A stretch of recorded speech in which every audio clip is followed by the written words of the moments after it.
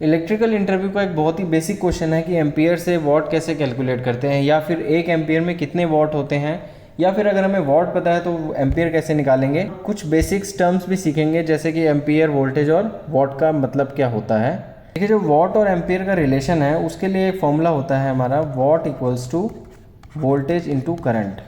ये हमारा केस होता है डीसी वोल्टेज के केस में। वहीं अगर हमारा एक फॉर्मूला देखें, watt equals to V into I into cos phi. ये कॉस फाई क्या है, पावर फैक्टर है, और ये होता है हमारा सिंगल फेज के केस में। और एक फॉर्मूला और होता है watt equals to √3 into V into I cos phi, और ये होता है हमारा 3 फेज के केस में। अब जैसा कि हमें पता है कि डीसी में पावर फैक्टर नहीं होता है, इसलिए यहाँ पे हमारा फॉर्मूला V इंटू आई है। सिंगल फेज के केस में हमारा वी आई कॉस फाई होता है, और 3 फेज के केस में √3 वी आई कॉस फाई।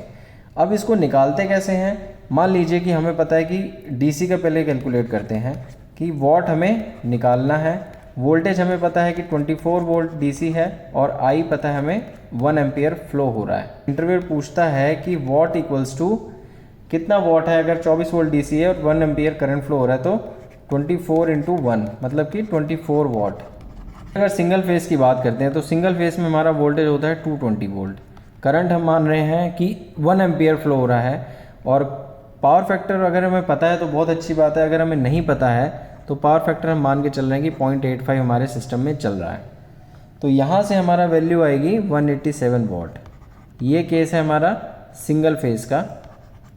और अगर हम 3 फेज़ की बात करते हैं तो 3 फेज़ में हमारा फॉर्मूला होता है watt equals to √3 into V into I into cos phi.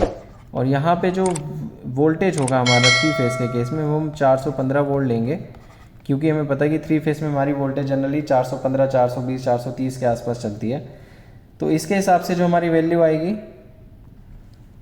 Current हमने लिया है 1 एम्पियर और कॉस फाई हमारा चल रहा है 0.85, तो यहाँ से जो हमारी वैल्यू आएगी वो आएगी 610 वॉट। ये तो हमने निकालनी सीखी पावर, कि पावर कैसे कैलकुलेट करते हैं डीसी में, सिंगल फेज़ में और 3 फेज़ में। सिंपल फॉर्मूला है इसका। अब मान लीजिए कि हमारे पास वॉट पता है हमें कि 100 वॉट कहीं फ्लो हो रहा है सिस्टम में, और वोल्टेज हमारी है 100 वोल्ट चल रही है हमारे सिस्टम में, और करंट हमें निकालना है। तो इसके हिसाब से क्या होगा, वी आई हमें निकालना है तो W/V हो जाएगा, मतलब कि 100 वॉट डिवाइडेड बाय 100 वोल्ट। तो यहाँ से हमारा 1 एम्पियर आ जाएगा। ऐसे ही हम सिंगल फेस और 3 फेस के केस में अगर हमें आई निकालना है तो हमें पता है कि W equals to V I cos phi होता है, और आई हमें निकालना है तो यहाँ से आ जाएगा W divided by V into cos phi.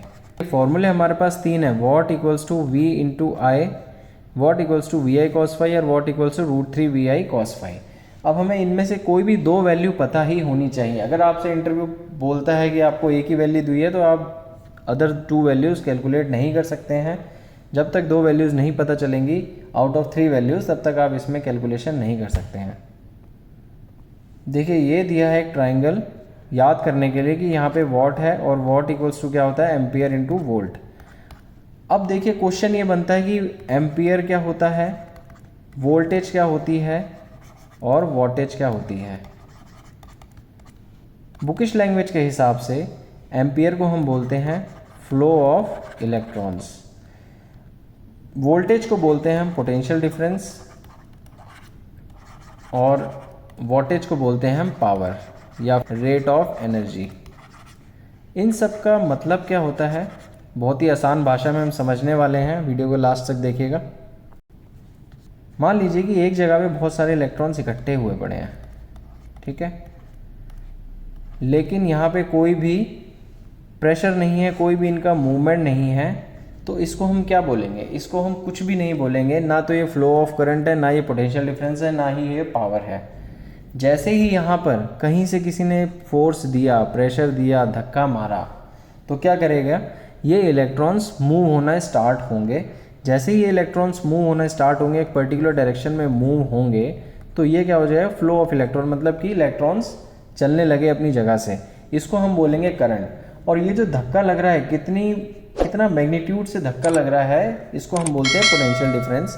और जो हमारा आउटपुट आया इन दोनों के कॉम्बिनेशन से, जैसा कि हमें पता है कि दोनों के कॉम्बिनेशन का मतलब होता है वॉट, तो इससे जो हमें आउटपुट मिलेगा उसको हम बोलेंगे पावर या फिर वॉट। ओके,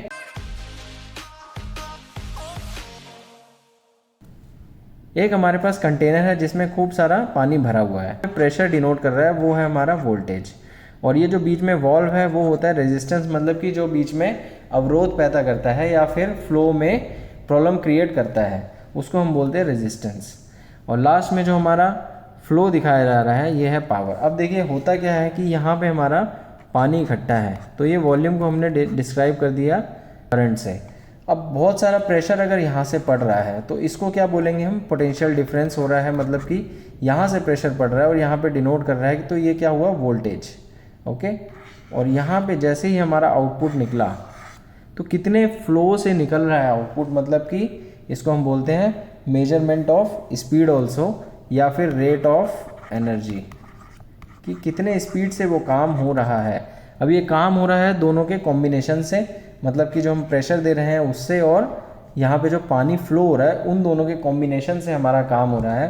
तो ये जो प्रेशर है ये है वोल्टेज, जो फ्लो हो रहा है वो है करंट, और जो हमारा आउटपुट निकला वो पावर।